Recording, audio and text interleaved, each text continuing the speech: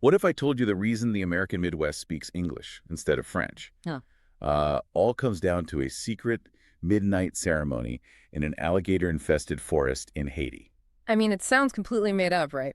But it's actually just history. Welcome to the Deep Dive. Today, we are taking a custom-tailored journey into a very specific, honestly mind-blowing piece of history to prepare you for your small group this week. Right, and we have a very clear mission today. We are going to provide you with the historical context and, the spiritual framework you need for week 6 of the 1526 project. Exactly. And to really grasp what your group is going to be discussing, we first need to look at the bigger picture of your source material. Yeah, so the 1526 project is this 20-week spiritual formation curriculum, and it was designed to act as a direct alternative to the upcoming 2026 semi-quincentennial. Which is a massive word for the 250th anniversary of 1776. Right. But instead of anchoring the American story to the signing of the Declaration of Independence, this curriculum asks its readers to mark the year 1526 instead. Because that was the year of San Miguel de Guadalupe, right? Yes. Yeah. That was the very first European colonial settlement on the North American mainland. And critically, it was the site of the first rebellion by enslaved Africans. Right, so the entire curriculum is an exercise in celebrating 500 years of resistance. Exactly. Which brings us to today's focus. For week 6, the curriculum zeroes in on the Haitian Revolution. And we are going to explore the Bois Caïman ceremony, the incredibly complex leadership of a man named Toussaint Louverture. And this is a big one, how this text theologically reframes these events as a Pentecost of liberation. Yeah, that reframing is really the core of it. And I just want to say right up front, this curriculum isn't just teaching history, it's making a highly provocative theological claim. Oh, for sure. And we aren't here to tell you if their theology is right or wrong. Yeah. We do need to break down exactly what they're arguing and the historical facts they're using to argue it. So you aren't blindsided when your group starts discussing it. That's exactly the right approach. Right. We're just unpacking how this specific text interprets the history. And to understand the friction your group might experience in week 6, we have to start by understanding the physical reality of the French colony of Saint-Domingue. Which is modern-day Haiti. Right. Back in the late 18th century, it was the absolute economic engine of the entire Atlantic world. I mean, Saint-Domingue produced more sugar and coffee than all the British Caribbean colonies combined. Wow, all of them combined. All of them. But, that wealth was built on a system of industrialized human misery. It was so lethal that the enslaved population actually had to be constantly replenished with new captives from West and Central Africa. Just because the death rate was so high. And plantation owners deliberately mixed people from different regions, didn't they? They did, yeah. It was a calculated strategy. So they couldn't communicate and, organize an uprising. Exactly. You had Wolofs, Igbos, Congolese people, all speaking completely different languages, just thrown into these brutal labor camps. So the physical and, I guess, linguistic barriers to any kind of unified resistance were massive. Massive. But that all changed on the night of August 14th, 1791. Okay, set the scene for us. So it's in a forest clearing in the northern mountains known as Bois Caïman, which translates to alligator wood. And there's this massive storm raging. Like a literal storm. A literal storm. And under the cover of that rain and thunder, a gathering takes place. It was a voodoo ceremony led by a Jamaican-born Hungan, or priest, named Duddy Bookman. And a mambo, a priestess, named Cecile Fatiman. Right. And according to the historical record provided in your materials, this wasn't just like a quiet prayer meeting. They sacrificed a black pig, they passed the blood among the participants, and they swore this sacred oath of rebellion. Yeah, it was a deeply binding spiritual pact. And the mechanism of what happened next is just astounding. How so? Well, that single ceremony basically provided a secure, clandestine communication network, and it created this unifying psychological break from their oppressors. Yeah, within just 2 months of that gathering in the woods, 100,000 enslaved Africans were in open, unified revolt against the French colonial system. 100,000. That speed is just staggering. But here is where your small group is going to encounter the central tension of weeks of this, I think. Oh, absolutely. Because your curriculum doesn't just treat this as a brilliant piece of historical clandestine organizing. It spiritually reframes the event entirely. It really does. Historically, many Orthodox European and North American churches viewed that specific voodoo ceremony at Bois Caïman as a literal deal with the devil. Like a pagan demonic ritual that Orthodox theology would completely condemn. Right.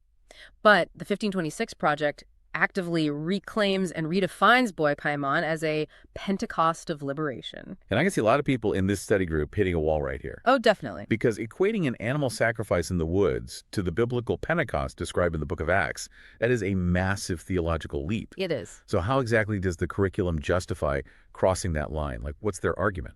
Well, it justifies it by focusing on the function and the outcome of the event, rather than the European religious categories that were used to describe it. Okay, unpack that a bit.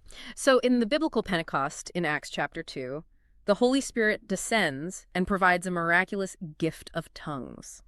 Right, allowing incredibly diverse groups of people to suddenly understand each other so they can build the early church. Exactly. And the curriculum draws a direct functional parallel to Bois Caïman. It frames the ceremony as the Holy Spirit empowering the oppressed. Oh, I see. The argument is that the Spirit moved in that forest clearing to allow those linguistically divided people, the Wolofs, the Igbos, the Congolese, to miraculously understand each other. To unify their spirits and launch a revolution for their own freedom. Precisely. So the curriculum is essentially asking the reader to redefine their theological boundaries. It's arguing that if God's ultimate goal is the liberation of the oppressed, then the spark of that liberation must be seen as divine intervention. Yes. Even if it happens outside the institutional fences of, traditional Christianity. That's exactly it. And to support this, the text actually pairs this Pentecost reading with the Magnificat from Luke chapter 1. Where Mary sings about God bringing down the powerful from their thrones and lifting up the lowly. Right. So the curriculum pushes your group to consider that if the Holy Spirit is genuinely in the business of lifting up the lowly, then condemning the very mechanism of their liberation, just because it didn't look like a European church service, is missing the actual fire of God. Wow, that is going to be a heavy, fascinating conversation for your group to chew on. It really is. Because once that fire was lit at Bois Caïman, the immediate reality was that this unified uprising suddenly had to survive. Yes, survival was not guaranteed. Right, they were surrounded by global superpowers who literally wanted them dead. So they needed a military structure, invest. They did. And that vacuum of power on the island demanded a central leader. Which brings us to an incredibly complex architect of history, Toussaint Louverture. Toussaint Louverture is, without a doubt, one of history's most remarkable figures. And the notes we have from your sources really dive into his strategic brilliance. Because he wasn't just a military guy, right? He was a politician, too. Oh, absolutely. He was deeply inspired by the rhetoric of both the American and French revolutions. And, fun fact, some of the officers who eventually fought under him had actually previously fought alongside the French army during the U.S. War for Independence. Oh, wait. Really? Yeah, so they deeply understood European military tactics. Under Toussaint, the revolution went from this massive, angry uprising into a disciplined, formidable army. And the diplomatic tightrope he had to walk is just wild. Yeah. Especially when you look at his relationship with the United States. It is a profound study in early American foreign policy, and it shows how purely pragmatic these alliances were back then. Because at first they were allies, right? Yeah.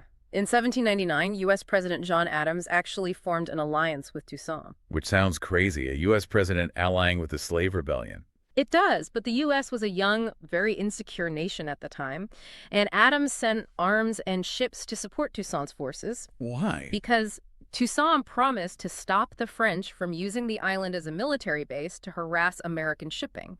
It was just a strategic partnership. So it was just business. But that completely flips when Thomas Jefferson takes office, doesn't it? It reverses entirely.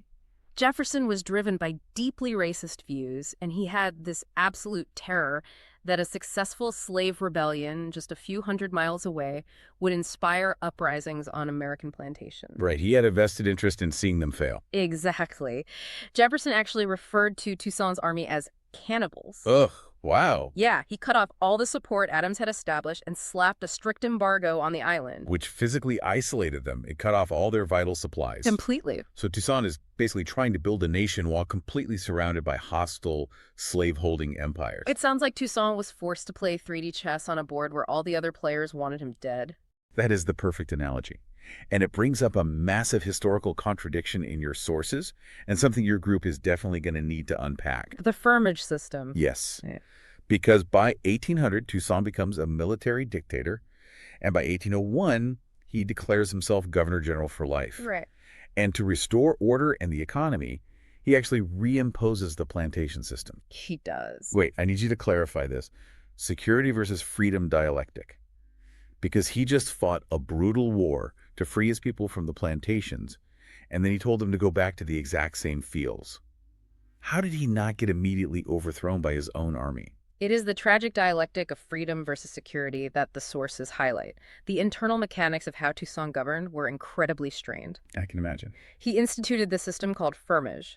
Now, unlike slavery, the workers were legally free, and they were paid a portion of the crop profits. Oh. But they were legally tied to the land and strictly forbidden from leaving the plantations. And it was enforced by the military. Man, he's basically trying to build a lifeboat out of the wood from a sinking ship, all while the other passengers are actively shooting at him. Exactly. Toussaint recognized the brutal geopolitical reality. To defend their newly won freedom against France, Britain, Spain, and the U.S., he needed a massive standing army. And to fund a standing army. He needed to buy weapons on the global market. And the only currency the world accepted from Saint-Domingue was sugar and coffee. So he literally needed the sugar economy to buy the guns to protect the people from being enslaved by the sugar economy. Right. He believed it was the only efficient way to secure the island at that precise, perilous moment. But his people must have hated it. Oh, it caused massive discontent and even rebellions among his own followers, who obviously felt betrayed by the forced labor. Sure. But Toussaint's calculus was that temporarily sacrificing the individual liberty of the workers was the absolute only way to ensure the French couldn't put them back in actual permanent chains. But that delicate, agonizing balancing act ultimately collapses, doesn't it? It does, because back in France, the political winds shift violently. Right. Napoleon Bonaparte comes to power in 1799. And he has zero interest in Toussaint's autonomy. Napoleon sees Toussaint as a direct threat to a much larger vision. Because Napoleon doesn't just want the island back, right? No, he wants absolute control of it to serve as the crown jewel of a vast French empire in the Americas. And crucially, to maximize profits for that empire, Napoleon intends to completely reestablish chattel slavery. Which is just terrifying. So by 1802, Napoleon sends a massive armada.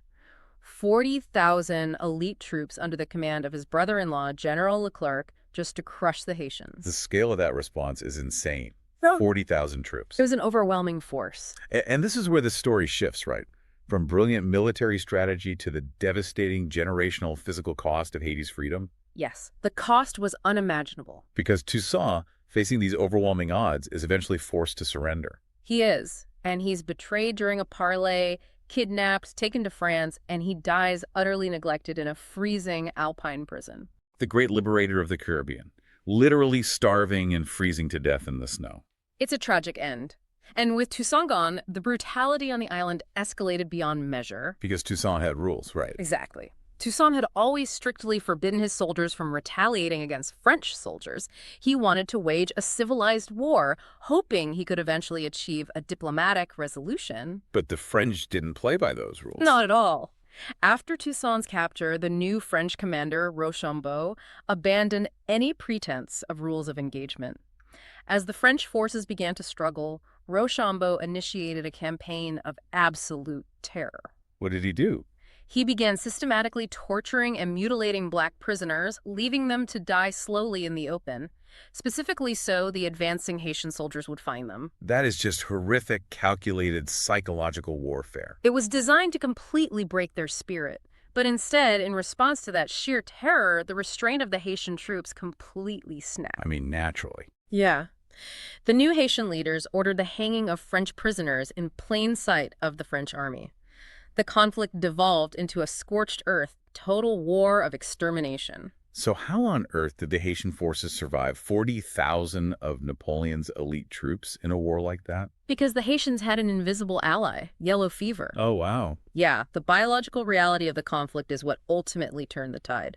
The mosquito-borne virus absolutely devastated the European troops, who had zero natural immunity. And the local forces were immune. They had varying degrees of endemic resistance, yeah. Meanwhile, thousands of French soldiers, including General Leclerc himself, bled out from the fever.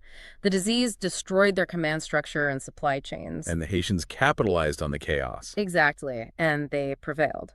On January 1st, 1804, Jean-Jacques Dessalines formally declared Haitian independence, creating the first free black republic in the world. Which is an incredible victory. But your sources emphasize that this victory was immediately followed by a long, suffocating punishment from the global community. The punishment was severe and lasting. We already mentioned the U.S. embargoed them, and they actually refused to even recognize Haiti as a country until 1862. That's right. But the economic strangulation from France was even more devastating, and the mechanics of it are just staggering. How did they do it? Well, in 1825, France literally parked a fleet of warships off the Haitian coast. Under the threat of absolute destruction, they extorted a payment of 90 million gold francs from Haiti. 90 million. And the most sickening part is how it was framed. It was billed as reparations to compensate the former French plantation owners for their lost property. Wait, meaning the very human beings who had bled and died to free themselves. Yes. So they were forced to buy their own bodies decades after they already won their freedom. How do you even pay a debt like that? You take out loans, but here's the double extortion. Haiti was forced to take out exorbitant loans from French banks just to pay the French government. Oh, that is insidious. It is. This massive drain of capital completely crippled the Haitian economy, preventing them from building schools, hospitals, or infrastructure. And that debt wasn't fully paid off until 1947. 1947. I mean, that is within the lifetimes of people alive today. Exactly. Which connects directly back to why your group is reading this. Yeah. Because week 6 of the 1526 project includes a lament liturgy and specific action steps. Right.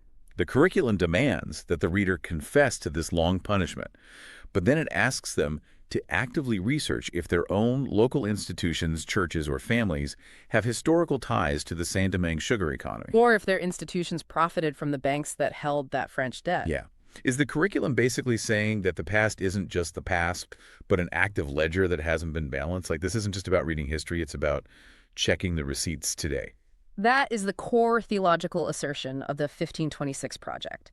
From the perspective of this curriculum, historical injustices like the 1825 extortion aren't just unfortunate events safely locked away in a textbook. They are open, festering wounds that created the economic and spiritual reality we live in right now. Wow. By asking your group to research those institutional ties, the curriculum is moving the concept of reparations out of a theoretical political debate and turning it into an active, localized spiritual practice. The argument being that you simply cannot have spiritual wholeness without historical accountability. Precisely.